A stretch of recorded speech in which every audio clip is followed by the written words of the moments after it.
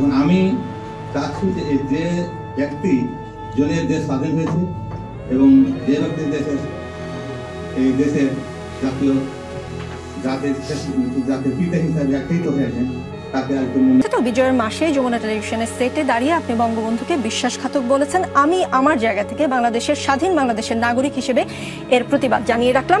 আপনাকেও বলে দেই সেটি বঙ্গবন্ধু না, আপনার কাছে হতে পারে। শুনেন, আপনি উপস্থাপক, আগে আমাকে শেষ করতে দেন।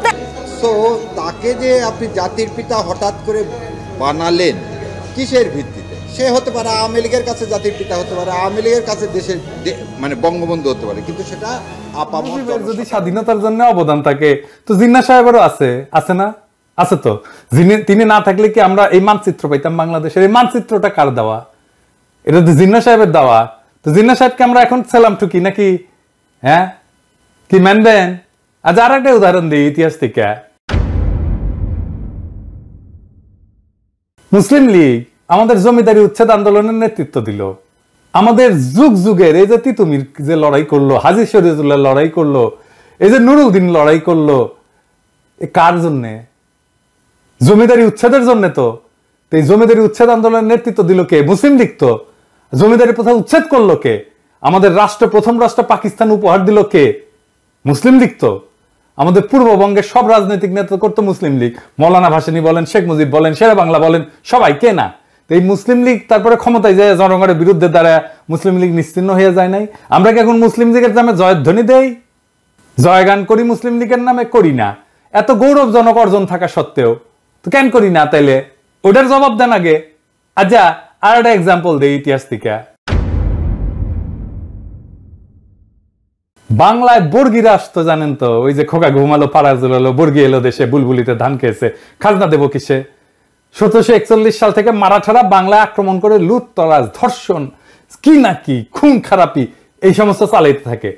পরবর্তী দীর্ঘ 10 বছর ধরে মারাঠাদের এই আক্রমণ চলতে থাকে। এরাই হইতেছে সেই বর্গি যাদের কথা আমি বলছি আগের এপিসোডে। সে অংশটা দেখান এডিটর সাহেব, গঙ্গারামের কবিতা সহ।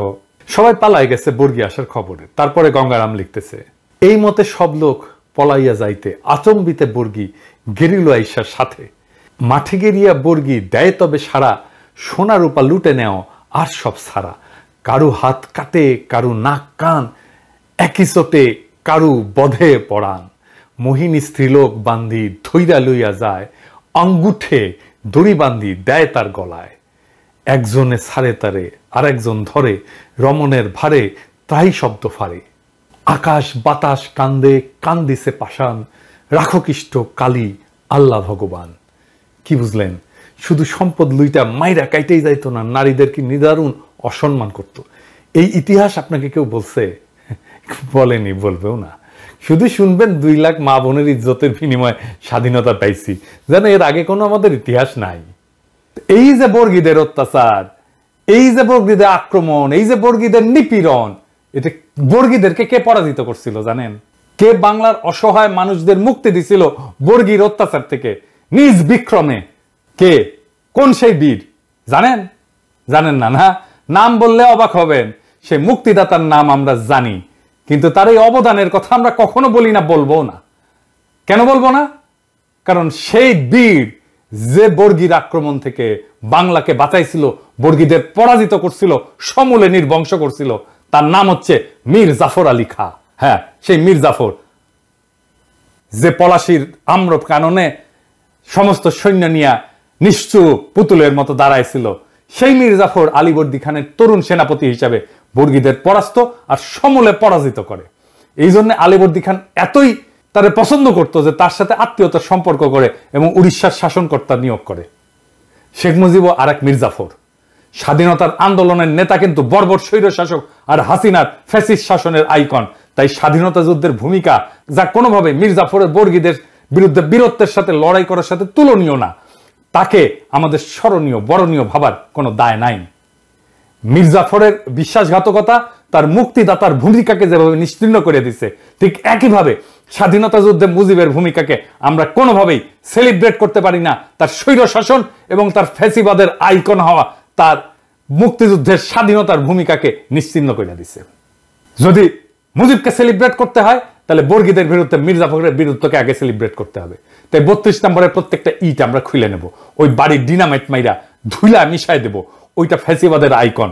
ওই ব্যারিকেড রাখছে না, ওই ব্যারিকেডের উপরে মুদবেন লাইন ধরে স্যাট করে, আর প্লাস্টিকের প্যাকেটে করে কাঁচা গু নিয়ে যায় ওর মধ্যে ছুঁড়ে মারবেন, মানুষের গু হোক, কুকুরের গু হোক, বিড়ালের গু হোক, যাই হোক, ভিতরে ছুঁড়ে মারবেন। যতদিন ওই ব্যারিকেড রাখবে ততদিন ছুড়বেন, ততদিন মুদবেন ওইটার উপরে, কোনোভাবে ওই বাড়িকে টিকতে দিবেন না। মনে রাখবেন, ওই বাড়িতে যদি সংস্কার কাজে কেউ হাত দেয়, সেই এই ফ্যাসিবাদের পুনরুত্থানের জন্য কাজ করতেছে। সেনা পাহারা জয় রাখছেন, সরায় ফেলেন। জনগণের অসমাপ্ত কাজ সমাপ্ত করতে দেন। 15ই আগস্ট গণতন্ত্র মুক্তি দিবস, বাংলাদেশের মানুষ উৎসব করবে, আমরা উৎসব করব। তুই বলার কে রে? হ্যাঁ, লুঙ্গি ড্যান্স না কি করছে? 100 বার করবো লুঙ্গি ড্যান্স। মুজিব বন্দনা বাংলাদেশে করা যাবে না। এই যে যারা কয় যে করলে ইতিহাসের বিরুদ্ধে হবে, ওদের বলবেন মির্জাফর আলী খাঁকে তাইলে আমাদের আগে সম্মান দিতে হবে। ওইটা ইতিহাস না? বর্গীর আক্রমণ ইতিহাস না? খালি পাকিস্তানের শোষণই ইতিহাস? পাকিস্তানের শোষণ তো বর্গীর আক্রমণের তুলনায় কিছুই ছিল না। মুজিবের আগে মির্জাফরের হিস্সা আছে বাংলার ইতিহাসে, তাহলে ওইটা নিশ্চিত করেন। তো মাইয়া সাবধান হইয়া যাও। এরপরে যদি বাড়াবাড়ি করো না, আজকে কিছু কইলাম না, আজকে খালি ওয়ার্নিং দিয়ে গেলাম, এরপরে যদি কিছু করো না, তোমরা গেল ধর্ম, এমকে করে ধর্ম টের পাবা।